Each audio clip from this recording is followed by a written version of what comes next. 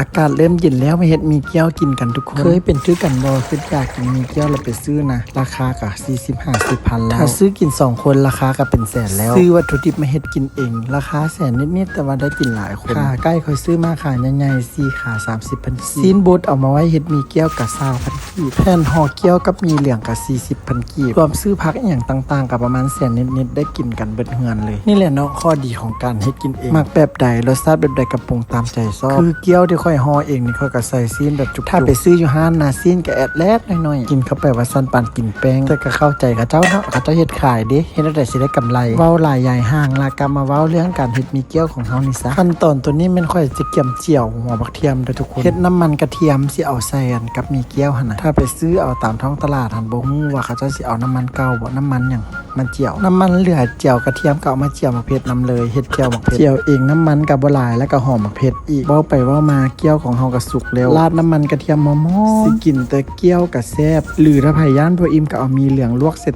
ลองไปเฮ็ดกินมึงเด้อทุกคน enjoy